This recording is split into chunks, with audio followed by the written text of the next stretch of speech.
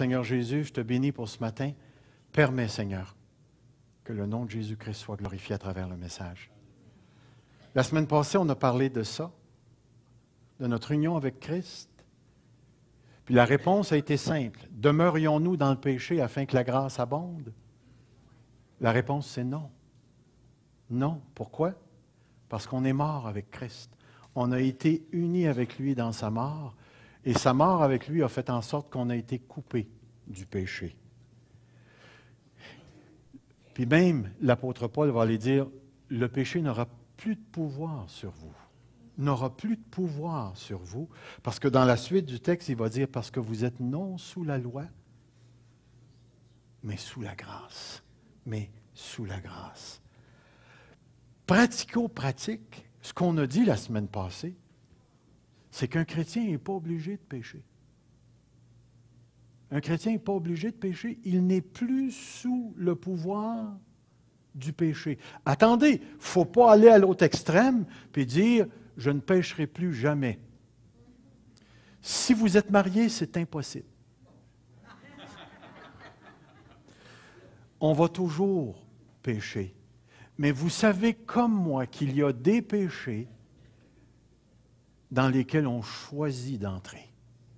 Et on n'est pas obligé, parce que l'apôtre Paul nous dit, considérez-vous comme mort au péché et comme vivant pour Dieu en Jésus-Christ. Comme vivant pour Dieu en Jésus-Christ. Mais la phrase clé qui nous dit, le péché n'aura plus de pouvoir sur vous parce que vous êtes non sous la loi, mais sous la grâce, exige que l'on comprenne adéquatement ce que l'apôtre Paul veut dire. Si vous avez votre Bible, tournez dans Romains chapitre 6 et regardez le verset 15, parce que c'est là qu'on est rendu. Mais ce matin, je vais tenter de répondre aux 3 autres questions que l'apôtre Paul pose dans le chapitre 6 et le chapitre 7. Et ce matin, je vais tenter d'expliquer quelque chose qui est tellement important pour nous, les enfants de Dieu, afin que nous puissions réaliser la puissance du verset 1 du chapitre 8. Il y a maintenant aucune condamnation pour ceux qui sont en Jésus-Christ. C'est ce vers quoi je veux aller lorsque je prêche. C'est ça que je veux toucher. Mais le verset qu'on vient de voir est tellement important. Pécherions-nous parce que nous sommes non sous la loi, mais sous la grâce? C'est tellement, tellement important pour nous de saisir l'importance de cette question-là, parce que vous avez 2 mots. Vous avez le mot loi et vous avez le mot grâce. Quand vous entendez le mot loi, vous pensez à quoi? Les commandements? La rigidité? D'autres choses? C'est la loi de qui?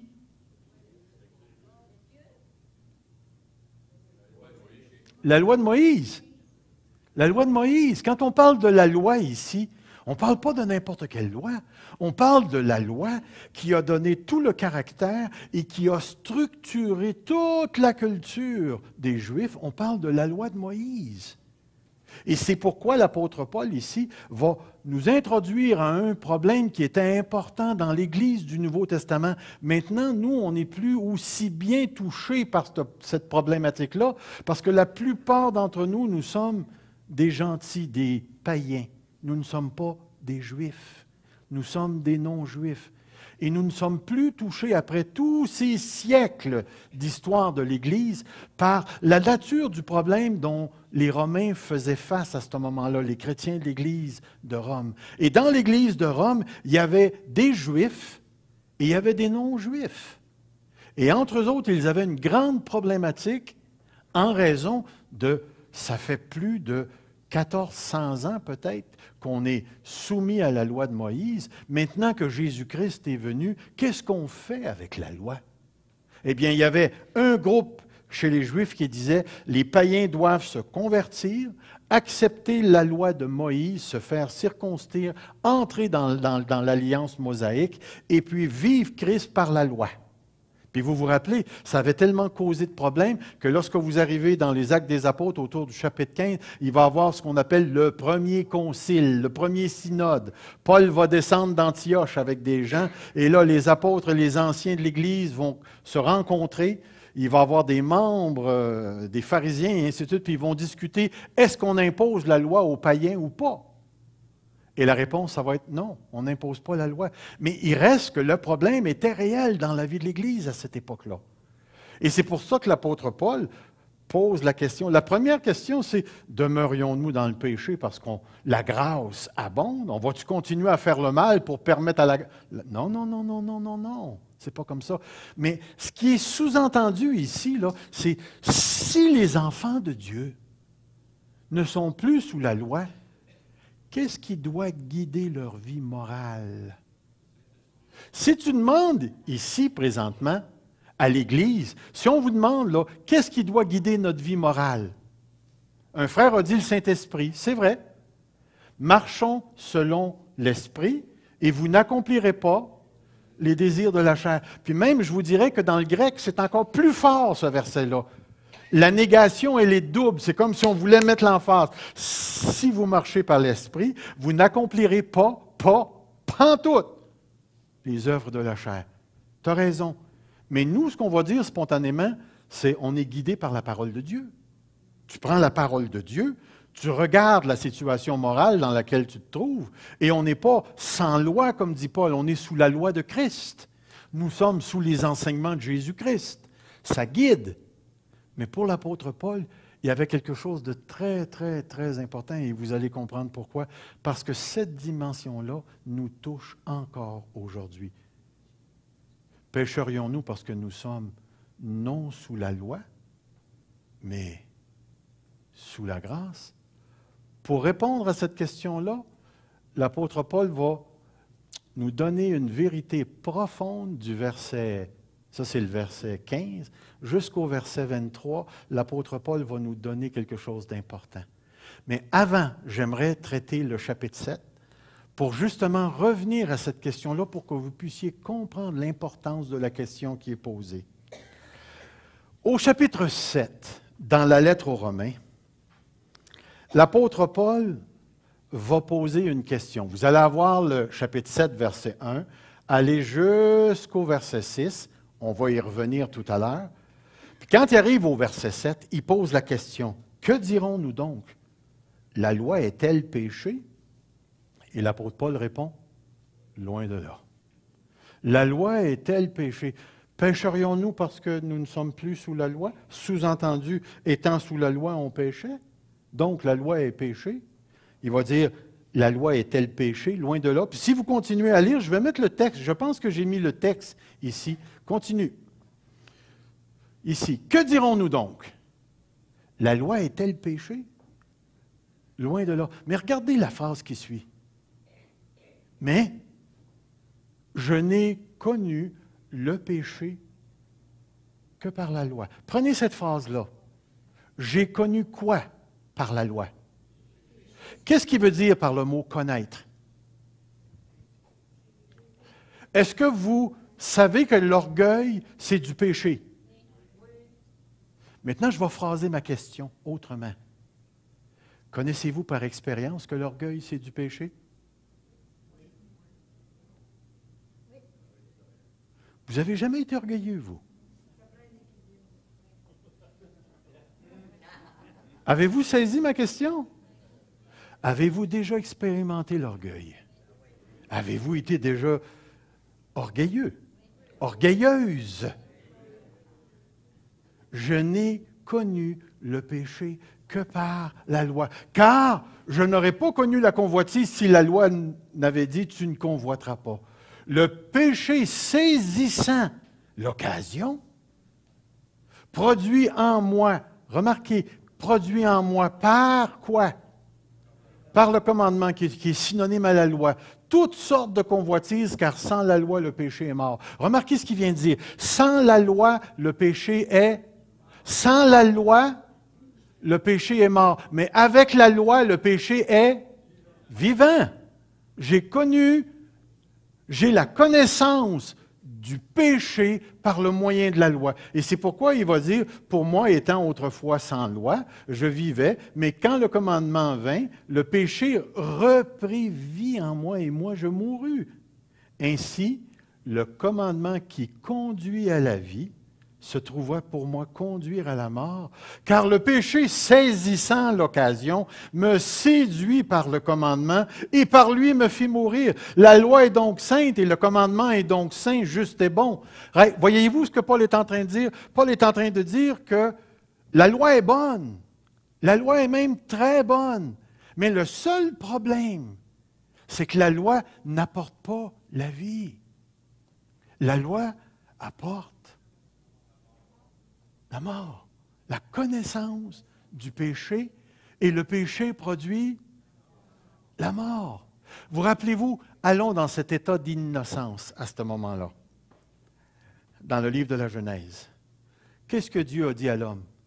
Tu mangeras de tous les fruits, de tous les arbres, mais il y en a un.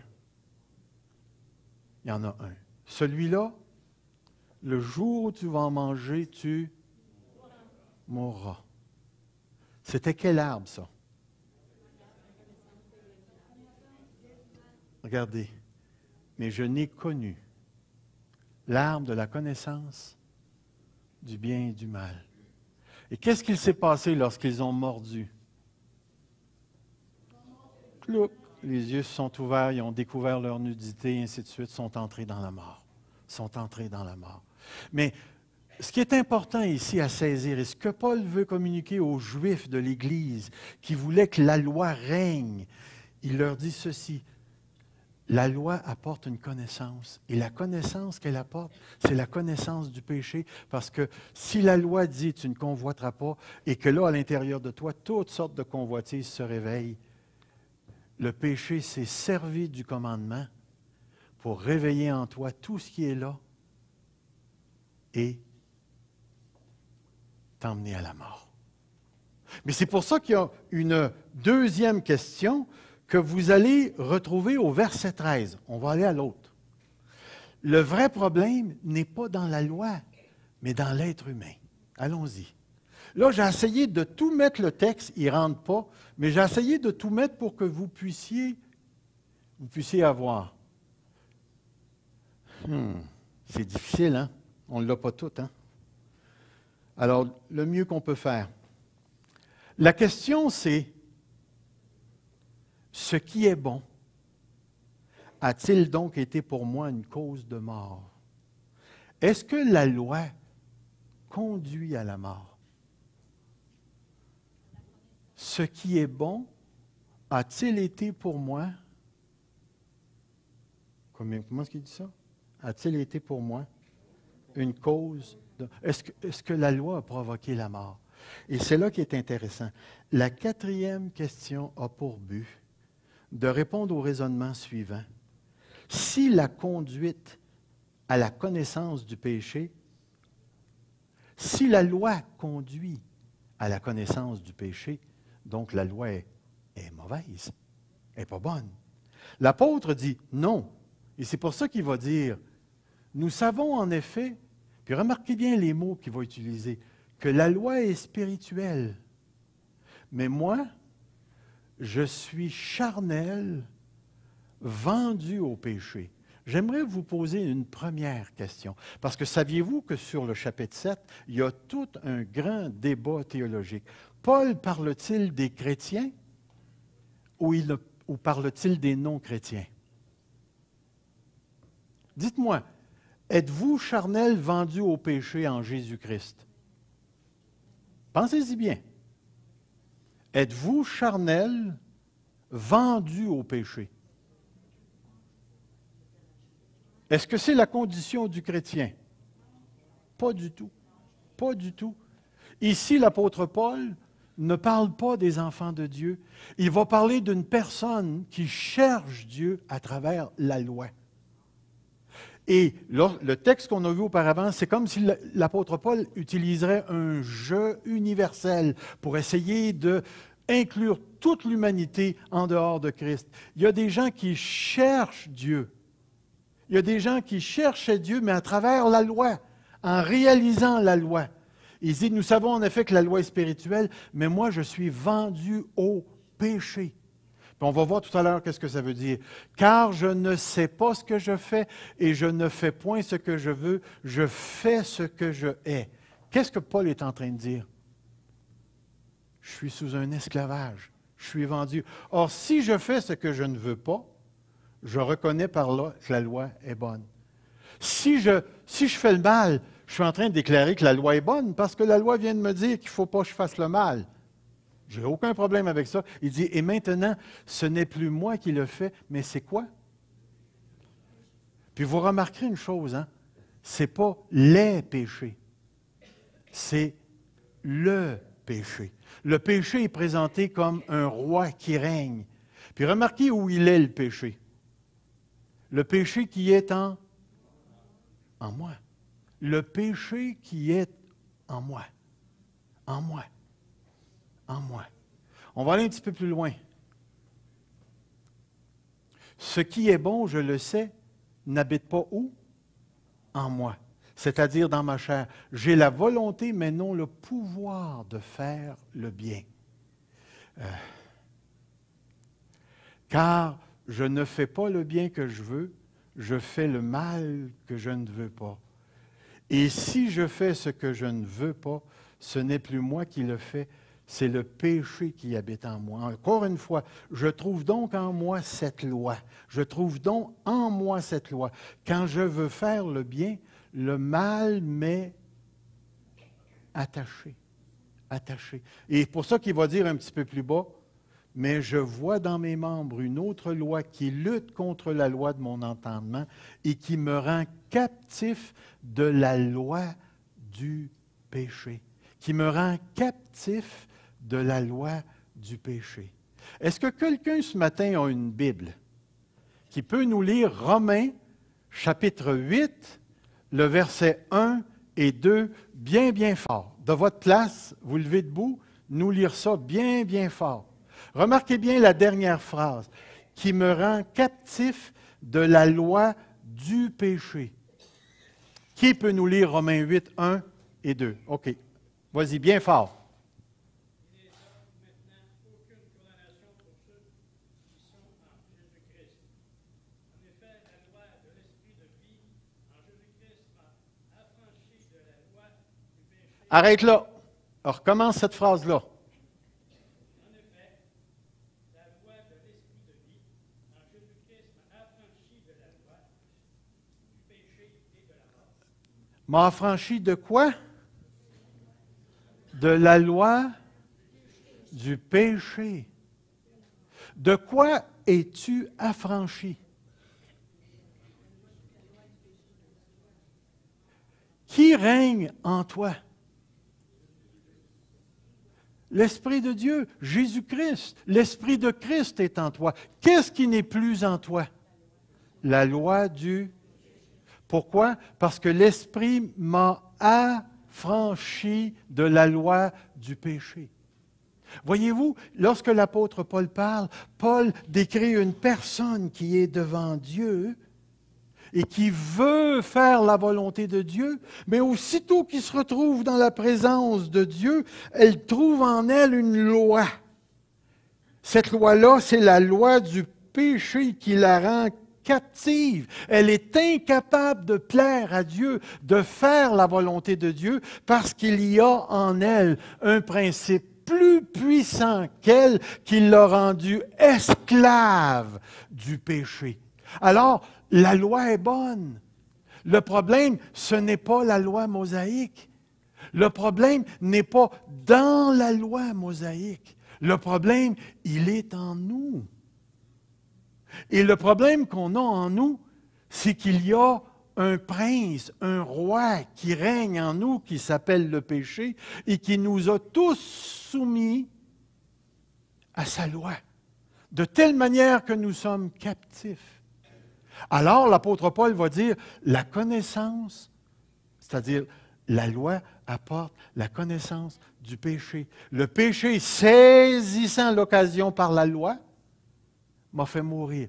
Ça veut dire que tous les gens qui essaient d'approcher Dieu par l'obéissance à un code quelconque, sans passer par Jésus-Christ, ces gens-là ne peuvent pas plaire à Dieu, parce qu'aussitôt que tu adoptes un code quelconque devant Dieu et tu commences à te mesurer à ce code-là, tu vas faillir automatiquement. Pourquoi? Parce qu'il y a une présence dans nos vies qui nous a rendus captifs et qui nous fait obéir à la loi du péché. Est-ce que vous m'avez suivi à venir jusqu'ici? C'est tellement important que vous saisissiez ceci. Maintenant, on va tourner au prochain chapitre. Continue, tourne. La délivrance, le principe de délivrance. Regardez bien. Dans Romains le chapitre 7, l'apôtre Paul va se servir de quelque chose de très intéressant. Ignorez-vous, frères, car je parle à des gens qui connaissent la loi, on est encore dans le contexte de la loi, puis remarquez bien ce qu'il va dire, que la loi exerce son pouvoir sur l'homme aussi longtemps qu'il vit. Remarquez, la loi exerce son pouvoir aussi longtemps qu'il vit. Tant que tu es en vie, tu es sous la loi exerce son pouvoir. Mais il va dire, ainsi une femme mariée, il va donner un exemple, est liée par la loi à son mari tant qu'il est vivant. Mais si le mari meurt, elle est dégagée de cette loi qui la liait à son mari.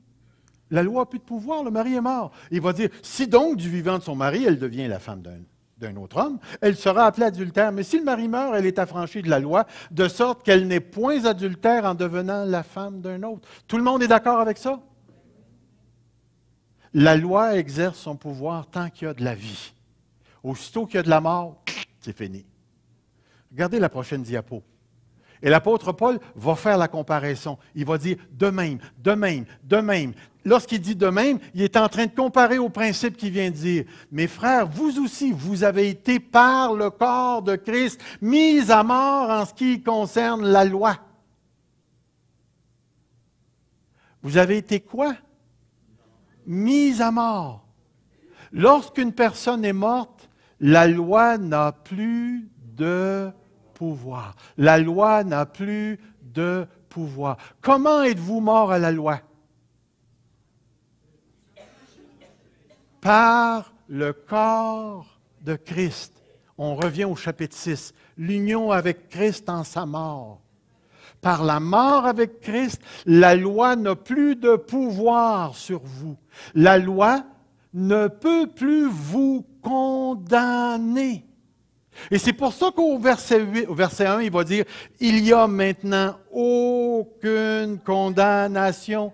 Devant les commandements de Dieu, devant la loi mosaïque, tu es sans condamnation. » Pourquoi? Parce que tu es mort à la loi en ce qui concerne la loi pour vous, pour que vous apparteniez à un autre, à celui qui est ressuscité des morts, afin que nous portions du fruit pour Dieu. Car lorsque nous étions dans la chair, les passions du péché provoquées par quoi?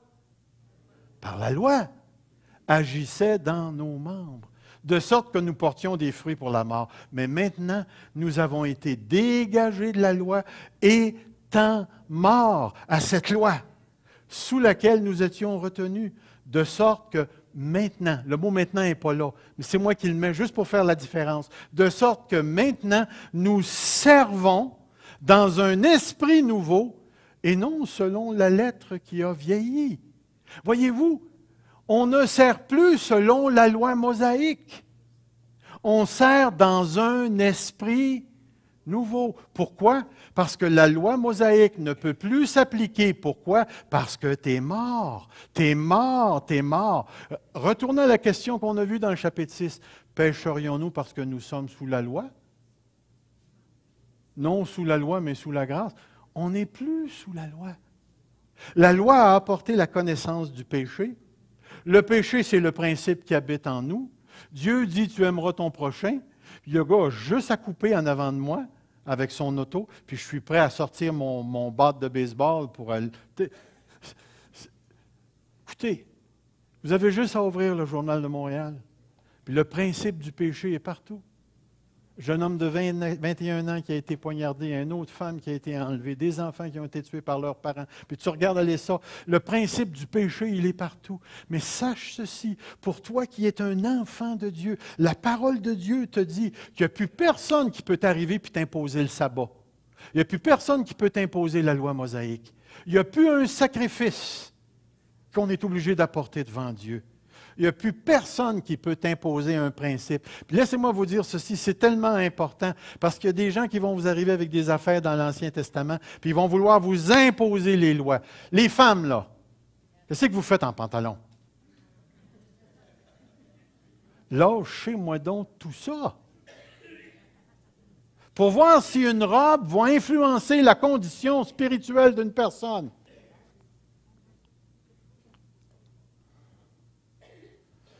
S'il vous plaît, saisissez cette vérité-là. Nous ne sommes plus sous la loi. Nous ne sommes plus sous la loi. Nous sommes morts à la loi. Je le répète parce que c'est tellement important. La loi n'a plus de pouvoir sur nous. Elle ne peut plus nous condamner parce que la condamnation de la loi a été réalisée en Jésus-Christ. Et par notre union avec Jésus-Christ, lorsque Christ est mort au péché, je suis mort avec lui. Et quand Christ est ressuscité, nous dit Romains 6, Christ est ressuscité pour vivre pour Dieu, et moi j'ai été ressuscité pour appartenir à un autre et marcher en nouveauté de vie et le servir dans un nouvel esprit. C'est ma condition, c'est ta condition si tu es un enfant de Dieu. Écoute, ça ne dépend pas de l'état de ton âme, de ton état émotionnel. Ça ne dépend pas que tu sois beau, pas beau, que tu sois grand, petit. Ça ne dépend pas de toi. Pantoute. C'est quelque chose que Dieu a réalisé en Jésus-Christ seul et il l'a offert de sorte que tout ce qu'il nous reste à faire, c'est de le saisir par la foi. Vous rappelez-vous dans Hébreu? Hébreu nous dit que Dieu a fait des promesses puis a fait un serment. Puis c'est marqué un petit peu plus bas dans le texte, dans Hébreu 6, c'est marqué « Nous, dont la seule espérance était de saisir l'espérance qui nous était proposée. » Est-ce que vous saisissez un petit peu plus l'importance et la primauté de Jésus-Christ?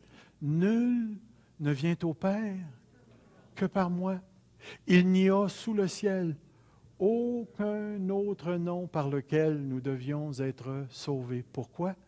Parce que Jésus-Christ, le Dieu fait homme, est né au moment particulier dans l'histoire, Galates chapitre 4, est né d'une femme sous la loi. Il s'est mis sous la loi. Et quand il est mort, il a réalisé la condamnation de la loi. Et par la foi, notre condamnation a été payée en Jésus-Christ. Maintenant, la loi n'aura plus de pouvoir sur moi. Quand je vais me présenter devant Dieu, Dieu ne mettra plus la loi mosaïque, puis il va dire, tu as failli là, tu as failli là, tu as failli là, tu as manqué là. La seule chose qu'il va mettre entre lui et moi, c'est Jésus-Christ. C'est ta condition aujourd'hui. La loi n'aura plus de pouvoir sur toi. Je ne sais pas ce que ça vous fait à vous, mais moi, ça met une grande tranquillité dans mon cœur. En sachant que maintenant, il n'y a plus aucune condamnation possible pour moi. Condamnation. C'est Romains 8, 1. Il n'y a maintenant aucune condamnation pour ceux qui sont en Jésus-Christ. Et c'est pourquoi j'aimerais vous ramener à la deuxième question et prendre quelques minutes pour en parler. J'ai essayé encore une fois de faire entrer tout le texte. Quoi donc? Pécherions-nous parce que nous sommes non sous la loi, mais sous la grâce? L'apôtre Paul, il dit pantoute. Il y a quelque chose que j'aimerais que vous puissiez saisir.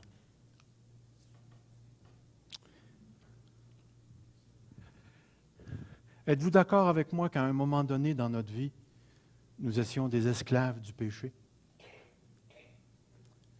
Comment comprenez-vous le concept de l'esclavage? Quand vous entendez le mot esclave, il vous vient quoi à la pensée? enchaîné.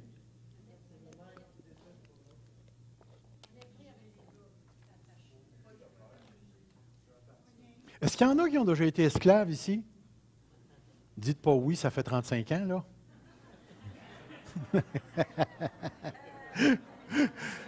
Chérie, je vais t'emmener au restaurant tout à l'heure.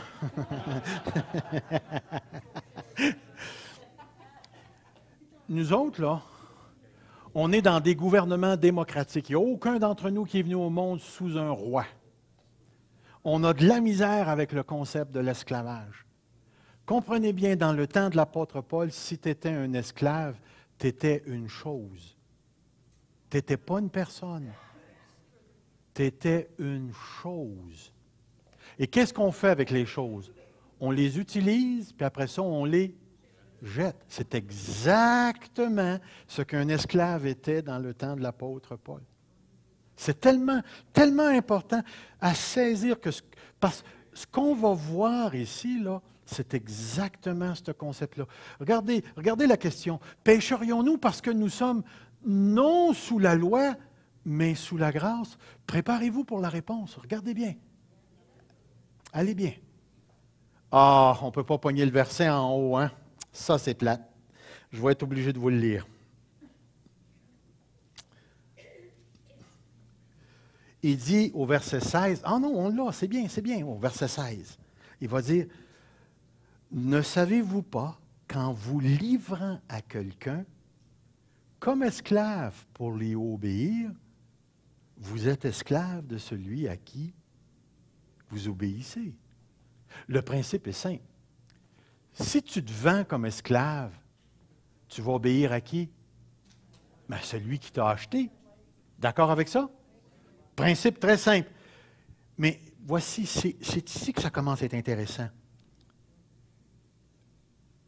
Pour lui obéir, vous êtes esclave de celui à qui vous obéissez. Puis là, il va dire, soit du péché qui conduit à la mort, ou soit de l'obéissance qui conduit à la justice.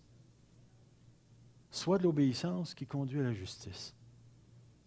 C'est intéressant, Paul, qu'est-ce que tu es en train de dire là? Mais semble, moi, je n'aurais pas mis le mot obéissance. J'aurais mis le mot Dieu, soit au péché, ou soit à Dieu. Veux-tu bien me dire, Paul, pourquoi tu es allé mettre le mot obéissance? C'est justement ça qui est intriguant. Pourquoi pensez-vous qu'il a marqué le mot obéissance? L'obéissance, ce n'est pas un chef. On n'obéit pas à l'obéissance. Qu'est-ce que Paul a voulu faire ressortir? C'est certain qu'il a voulu faire ressortir le concept de l'esclavage. Yeah. Ce que Paul voulait mettre en évidence ici, vous allez voir un petit peu plus bas dans le texte, parce que si vous allez un tout petit peu dans le texte, il va dire, regardez au verset 18, vous êtes devenus esclaves de la justice. Puis si vous allez un petit peu plus bas, verset 22, maintenant affranchis du péché, vous êtes devenus des esclaves de Dieu. Il va parler de l'obéissance, de la justice de Dieu.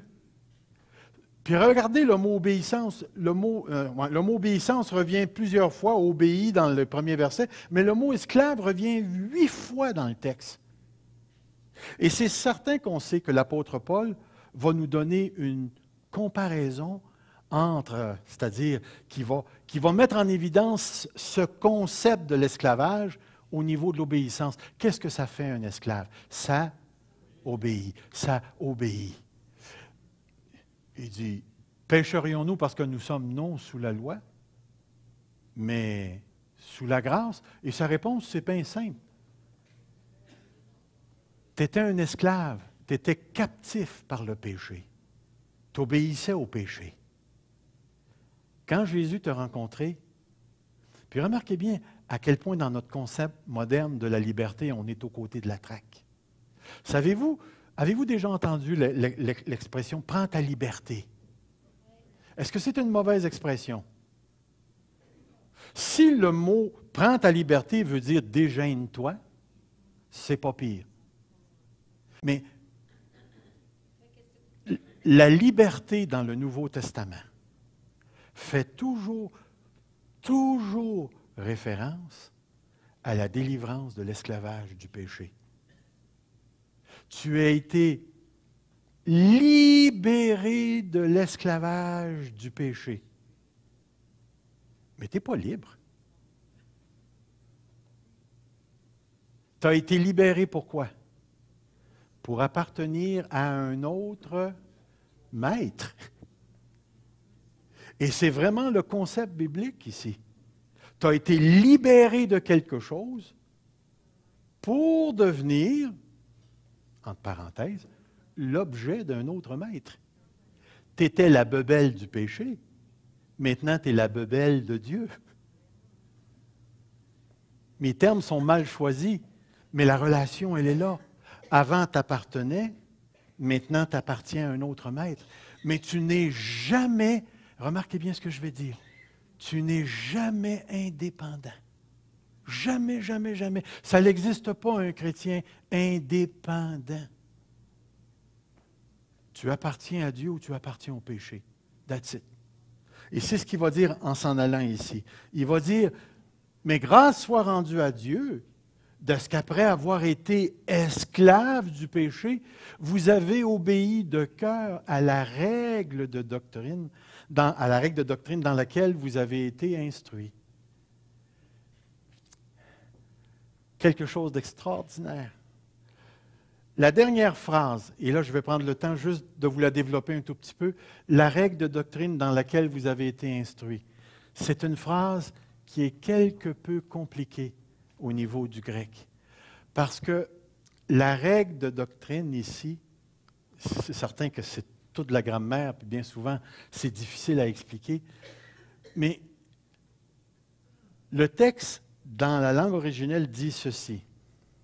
Lorsque vous étiez dans la sphère du péché, nous étions gouvernés par un enseignement qui était contraire à l'enseignement de Dieu. Dieu, en Jésus-Christ, a un enseignement particulier. Et nous, on a été pris du régime du péché, puis on est entré dans l'enseignement de Christ. Et l'enseignement de Christ nous a modelés, nous a transformés. Et aujourd'hui, si nous obéissons de cœur, c'est parce qu'il y a quelque chose à un moment donné dans ta vie qui a fait que tu as commencé à voir ce que tu ne voyais pas. Dites-moi, est-ce que tu sais ce que Dieu veut au niveau moral? Peux-tu faire la différence entre le bien et le mal? Si quelqu'un venait en avant et il disait « l'homosexualité, c'est normal, il n'y a pas de problème. Coucher avec plusieurs femmes, c'est correct. Coucher avec plusieurs hommes, c'est correct. Le dévergondage sexuel, il n'y a pas de problème. C'est naturel, on a été créé comme ça. » Êtes-vous d'accord avec ça? Bien, dites-moi, pourquoi est-ce que vous savez que ce n'est pas correct? Qu'est-ce qu'il y a en vous qui n'est pas dans les autres? Entre vous et moi, là, est-ce qu'un chrétien peut travailler au noir? Est-ce qu'il devrait travailler au noir? Pourquoi? Dites-moi pourquoi. Le gouvernement ne le permet pas, c'est une chose, mais le gouvernement, il y a bien des choses qu'il ne permet pas que le gouvernement fait lui-même. Mais y a-t-il une autre raison? Allez pas chercher bien loin. Vous avez le Saint-Esprit à l'intérieur de vous. Puis le Saint-Esprit transporte l'enseignement de Christ. Vous êtes guidés par l'Esprit. L'enfant de Dieu est une personne guidée par l'Esprit. Puis on va en parler dans le chapitre 8. Tous les enfants de Dieu ne sont pas guidés par la loi de Moïse, sont guidés par le Saint-Esprit. Et à cause du Saint-Esprit, on a cette conscience du bien et du mal. Quand un chrétien travaille au noir, qu'est-ce qu'il est en train de dire? Il est en train de dire, Dieu n'est pas fidèle, il ne peut pas pourvoir à mes besoins. C'est exactement ce qu'il est en train de dire. Je n'ai pas le choix. Pas vrai, tu l'as le choix. Oui, mais je ne ferai pas mes paiements. Fallait pas.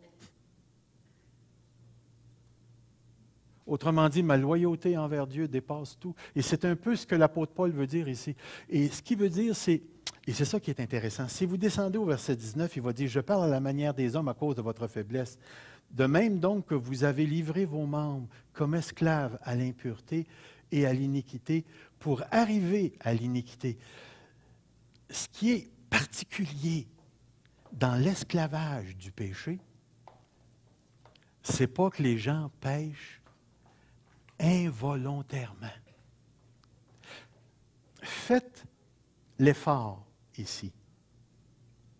OK? On va partir avec quelque chose de très simple. Vous savez ce que c'est qu'une pensée? Mettons, je dis le cheval est bleu. OK? C'est une pensée. La pensée est ici, là. La pensée, elle est dans quoi? OK? Elle est dans ma faculté de penser. Est-ce que vous me suivez? Il y a ma faculté qui pense. Elle pense quoi? Ma faculté, elle pense des pensées. OK? Ma faculté de penser, là, est dans quoi?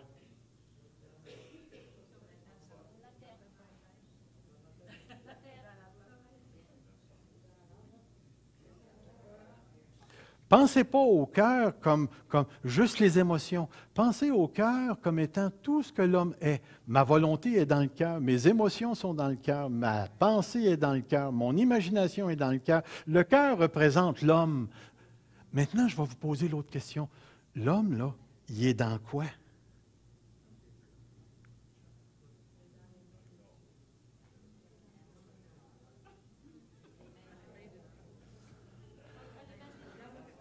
Attendez, je vais m'en aller de ce côté ici. L'homme, il est dans le péché ou il est dans l'esprit? C'est intéressant. Ça veut-tu dire que l'homme qui est dans le péché, il ne pense plus? Il pense des pensées avec sa faculté de penser qui est dans un cœur qui est dans le péché.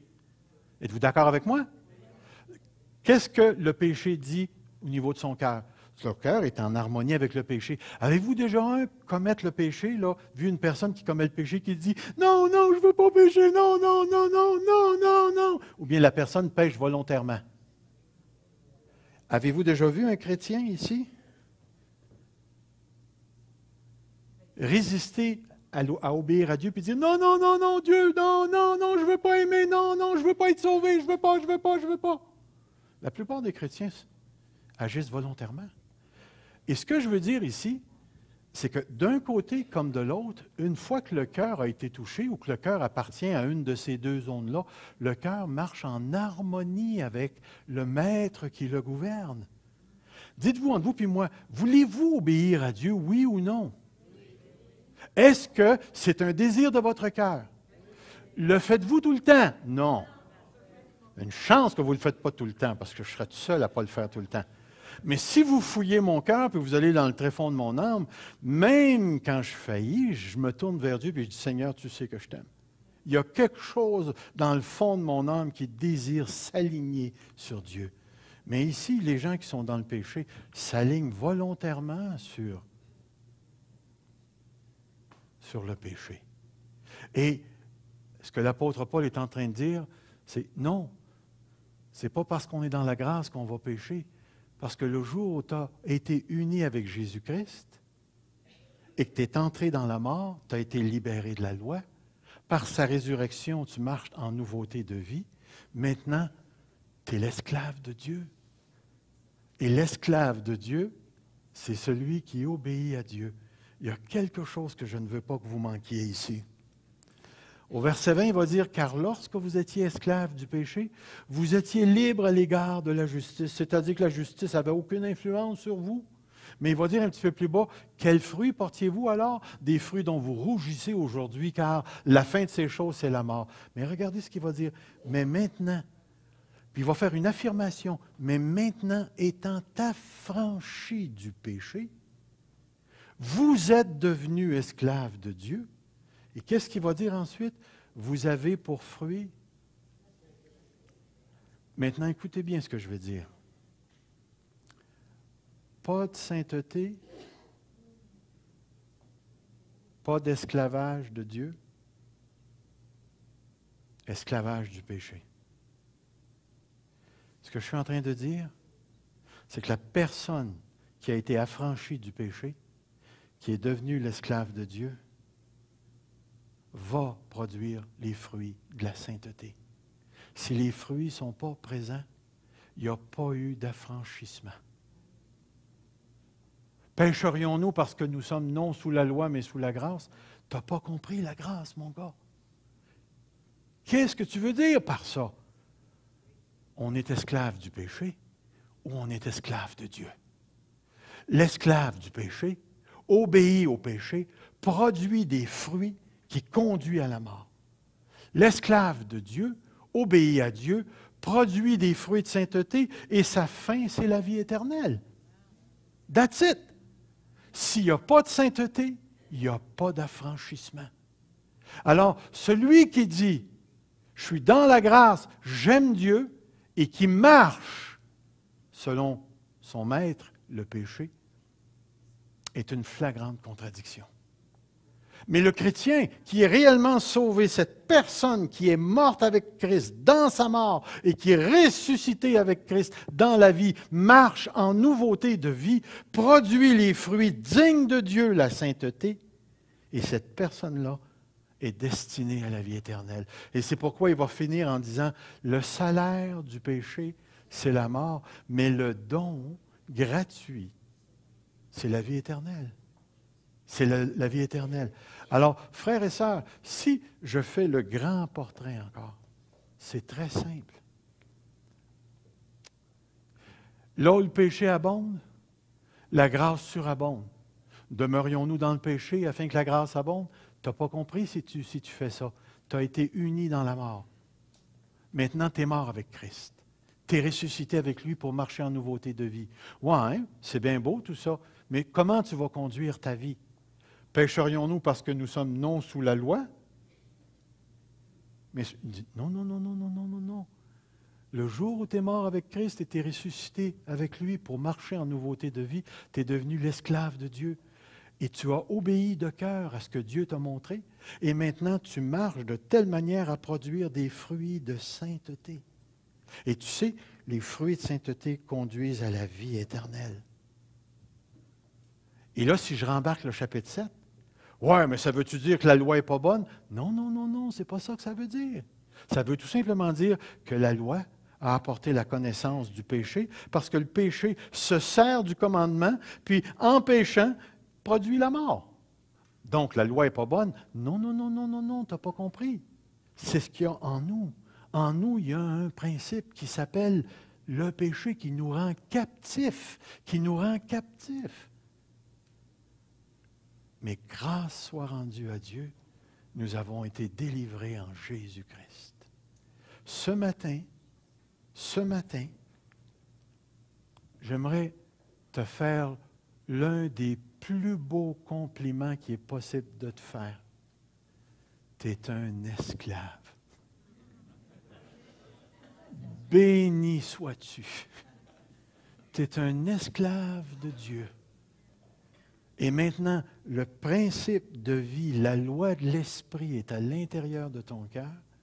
Et c'est en plein ce que Romains 5,5 dit, l'espérance ne trompe point, parce que Dieu a déversé dans nos cœurs l'amour de Dieu par l'Esprit qui nous a été donné. Nous sommes maintenant conduits par l'Esprit. Étant conduits par l'Esprit, nous avons des fruits qui sont selon la sainteté de Dieu. Je te demande de le croire. Crois-le parce que c'est ce que la parole enseigne ce matin. Crois que tu es un producteur de sainteté. Laisse pas ta conscience, tes anciens péchés, dominer sur toi pour t'empêcher de voir la réalité de ce que Dieu a accompli en toi. Maintenant, lève-toi. Lève-toi dans ton cœur et affirme cette vérité-là. Tu es un esclave de Dieu. La prochaine fois que tu te retrouveras devant quelque chose qui pue et qui sent le péché, rappelle-toi à qui tu appartiens. N'aie pas peur de le déclarer devant Satan qui te tente. Je suis l'esclave de Dieu. Je suis libre du pouvoir du péché. J'ai été libéré de la loi. Je suis un esclave de Dieu. Maintenant, je sers le plus grand, le plus beau, le plus merveilleux des maîtres. Je suis l'esclave de Dieu. le serviteur de mon Seigneur. C'est ce que nous sommes ce matin. Quand vous relirez Romains 6, 7, rappelez-vous de ceci. L'apôtre Paul nous donne des clés extraordinaires. Extraordinaires. Je vais terminer en disant ceci. La vie chrétienne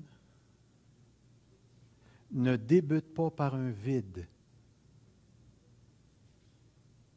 La vie chrétienne ne débute pas par un vide. Elle commence avec quelque chose qui a déjà été accompli. Ça a déjà été réalisé en Christ.